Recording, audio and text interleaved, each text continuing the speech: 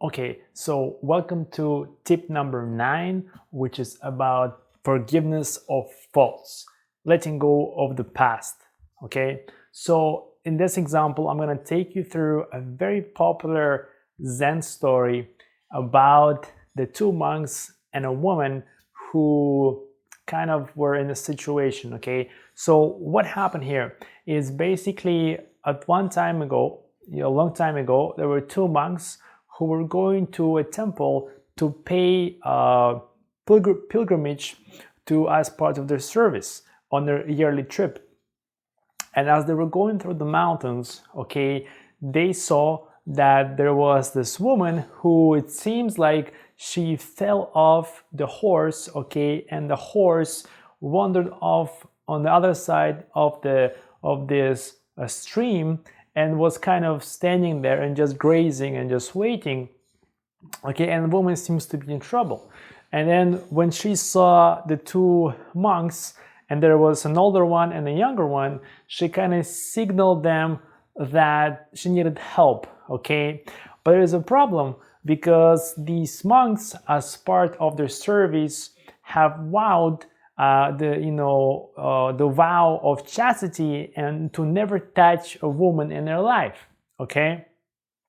So the younger one, when he saw this, he said like, lady, I'm not helping you, like, sorry, okay? But the older one, because he was a little bit older, he was smarter, he knew that this mountain road that they were on is not a lot of people travel there, so he knew that the woman was in big trouble if he did not help the woman.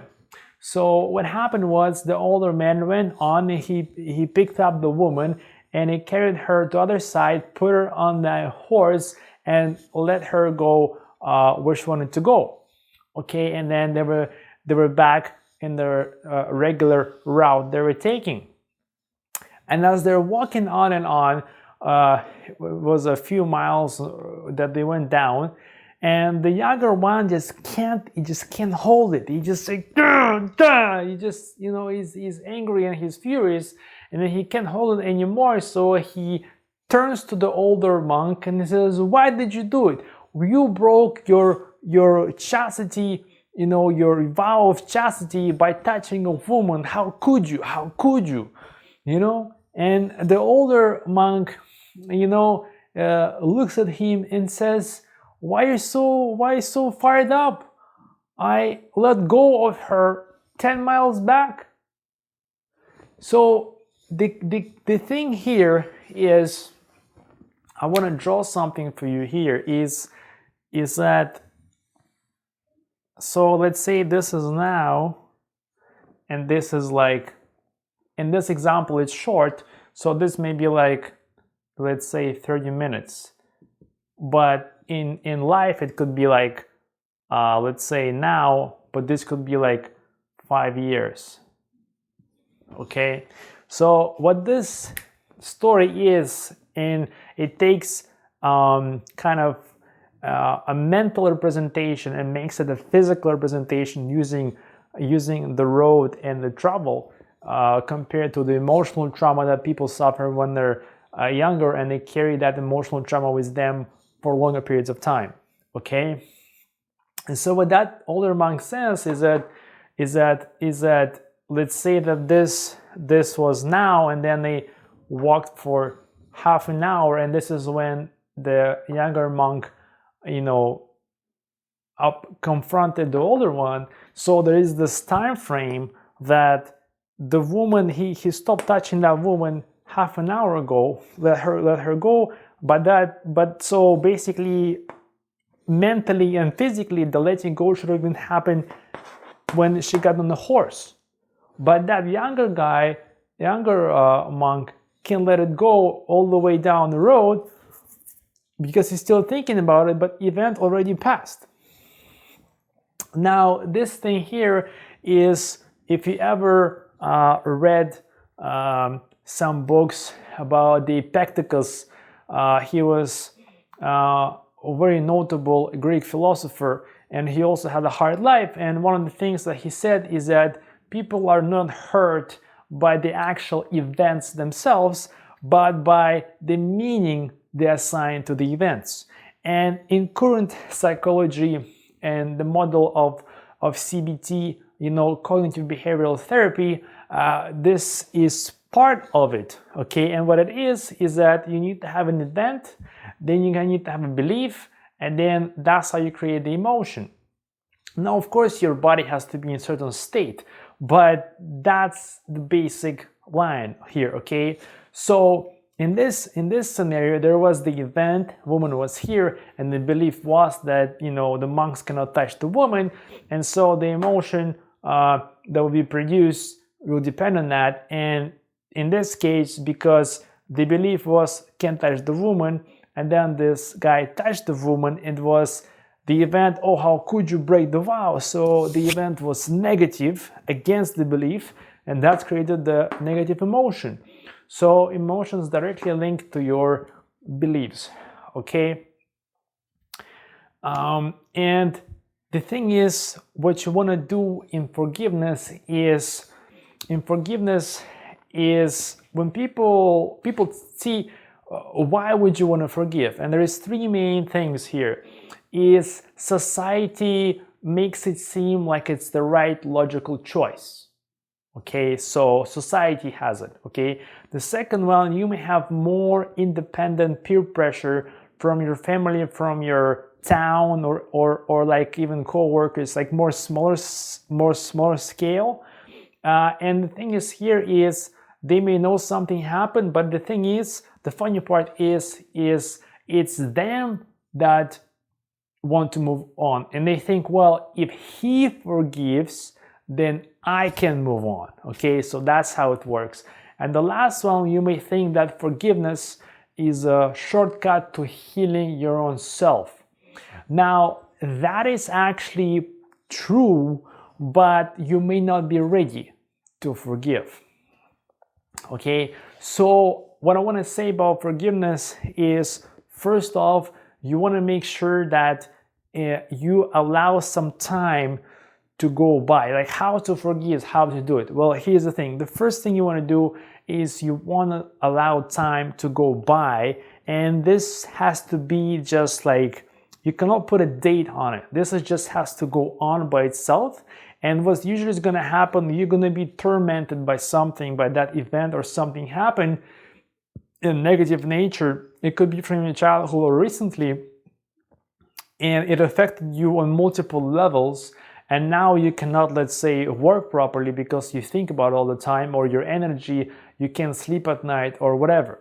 So you have to be in this turmoil state. But what's going to happen is you're going to start to figure out, and kind of move yourself into a possible direction and trying to figure out, rationalize what's the, how do you solve it? How do you move on from this? And what's actually going to happen is you're going to arrive at a point, okay, and this is the second thing, is when you arrive at this point, and this point is basically this turmoil in your head that you're trying to solve, understand, or from multiple perspectives, is that it's affecting you so negatively, okay, so negatively, that it's actually destroying who you are in the now, and that's why you cannot function in a society in the now, okay? So when you get to that pain point in the now, that you're losing who you are more in the now, and that event has passed, it doesn't really matter if you think about logically. When you get there, then you're at a point of, well, the only way I'm gonna feel better is if I let it go, just like this monk, the younger one, you need to learn to let go, okay? So you're gonna have to let it go, but when you let go, you're gonna have to, the third thing you wanna do is you wanna identify what exactly is it you are forgiving, okay? And you might wanna even write it down, because it has to be specific. See, you cannot forgive something that you were not hurt by. So it has to be real, something that you experienced, okay? And the fourth thing you want to do when you forgive is you want to pick an actual action that would for you represent forgiveness, okay? For you, not for somebody else, but for you. Okay, it may be writing a letter to the person you hurt. You may be asking for their apology. It may be asking for money. It may be asking that you get some kind of a deal in the future, or that, you know, some kind of arrangement is made with, let's say, some kind of documents that represent some kind of assets or something. Well, some kind of arrangement. Okay, and then what you do, you have to proceed and complete that action. And I'll tell you why. Okay, in 2004, there was a social psychologist called Barbara Fredericks in the University of North Carolina. And she published a paper about, she called it the Broden theory of emotions. And what she talked about in that paper is that positive emotions have the capacity to deconstruct,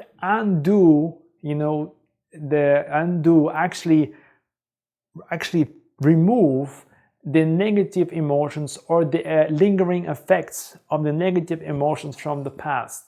Okay? And so by creating this action of physical action and believing in it and going through the physical process, you're going to be creating more of a positive emotion inside of you, and that will help you to diminish the negative turmoil that it had in you. Okay, so she's actually it was interesting because there is some books that I saw that actually mention that theory. Okay, so this is the thing is, but the thing is you're gonna have to do it on your own time frame, and basically it'll be good if you don't listen to a lot of people and do it exactly when you need to do it, because some people may be pressuring you, like I said before, but in the end you're the one that's gonna make the final decision. Okay, so that's it for this tip, and I'll see you in tip number 10. Take care.